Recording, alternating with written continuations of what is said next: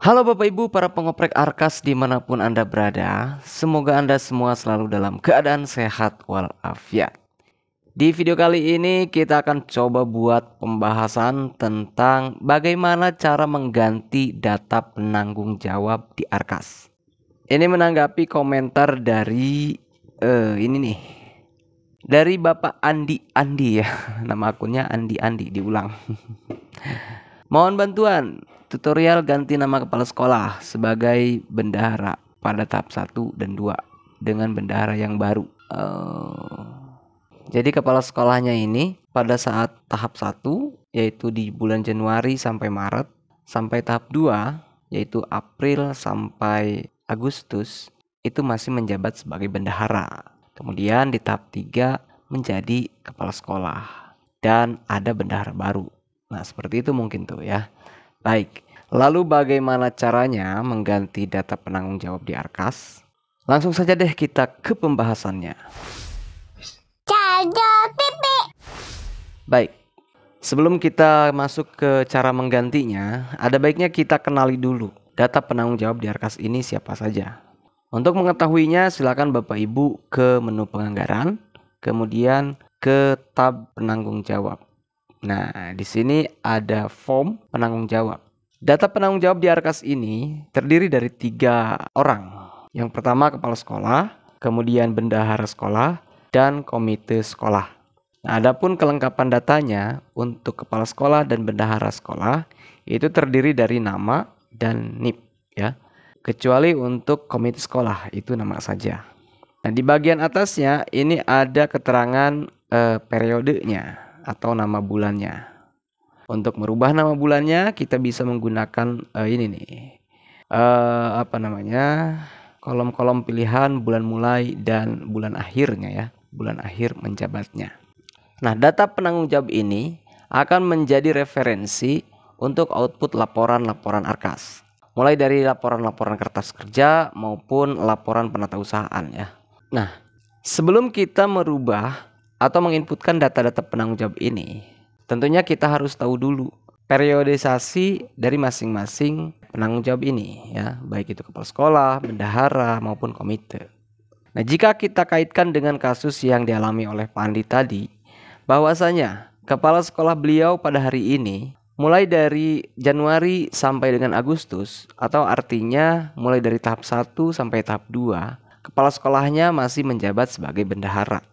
Dengan kata lain, posisi namanya ada di sebelah sini ya, untuk Januari sampai Agustus, tahap 1 sampai tahap 2. Nah, kita coba praktekkan ya.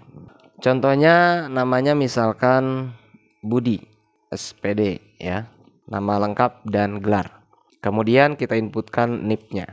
Misalkan ini contoh saja 1234566 gitu. Lalu nama kepala sekolah yang pertama atau yang awal, misalkan namanya Agus, SPD. NIP-nya 1234566. Dan untuk komite misalkan namanya Wawan. Nah, seperti itu. Selanjutnya, silakan Bapak Andi atur untuk data penanggung jawab yang awal dulu nih ya. Jadi yang kita bicarakan data penanggung jawab mulai dari Januari sampai Agustus dulu. Atau untuk kelengkapan pelaporan tahap 1 sampai tahap 2. Nah, maka Bapak Andi bisa merubah pada pilihan bulan akhir ini, yaitu bulan Agustus. Nah, jika muncul form seperti ini, klik yes saja. Nah, secara otomatis setelah kita rubah bulan akhirnya dari Desember menjadi Agustus, maka di atas akan muncul secara otomatis tab baru, tab tambahan baru, dengan bulan mulai melanjutkan bulan akhir di tab pertama ya. Karena di tab pertama itu bulan akhirnya Agustus, maka di tab berikutnya yang menjadi awal bulannya yaitu bulan selanjutnya, yakni bulan September. Nah, silakan di tab ini, di tab kedua, Pak Andi klik. Kemudian Pak Andi langsung inputkan data kepala sekolah yang baru. Ya, artinya untuk output laporan-laporan tab 3. Karena tab 1 sampai 2 adanya di tab pertama. Oke. Tadi katanya untuk kepala sekolah sekarang yang baru itu adalah bendahara yang terdahulu, yaitu di sini contohnya Bapak Budi SPD ya. Nah, maka di tab kedua silakan pindahkan posisinya ke sini. Budi SPD, silakan lengkapi nomor NIP-nya. Lalu untuk komitenya misalkan tidak ada perubahan nih, tidak ada perubahan, tetap Bapak Wawan. Maka di sini kita inputkan lagi Bapak Wawan. Kemudian untuk bendahara sekolah, nah misalkan bendahara sekolahnya perempuan, contohnya kita inputkan nama Faridah. Oke, Faridah SPD. Begitu juga NIP-nya silakan lengkapi, ini contoh saja.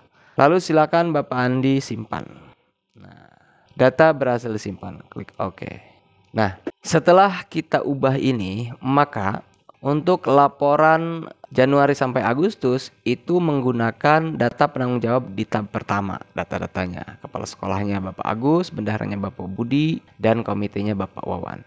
Sedangkan untuk laporan-laporan misalkan BKU bulan September sampai Desember itu akan menggunakan data penanggung jawab yang ini, yang di tab kedua. Kepala sekolahnya Budi, Bapak Budi, bendaharanya Ibu Faridah, dan komitenya tetap Wawan.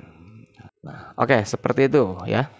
Nah, selanjutnya agar data penanggung jawab yang sudah kita perbaharui ini bisa terbaca di server markas juga, maka silakan Bapak Ibu klik tombol sinkron untuk mengirimkan data pembaruannya ya. Pada menu utama, kemudian di tab ini silakan klik tombol sinkron. Namun pastikan sebelum mengklik tombol sinkron ini, laptop atau komputer Bapak Ibu sudah terkoneksi dengan jaringan internet yang stabil, agar proses pengiriman datanya dapat berjalan dengan sempurna.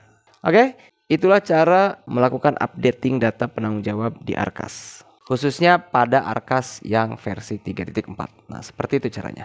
Baik, mudah-mudahan pembahasannya dapat sedikit memberikan gambaran, terutama buat Bapak Ibu yang baru mengoperasikan Arkas. Jika masih ada hal-hal yang kurang jelas atau keliru, silakan beri tanggapan di kolom komentar.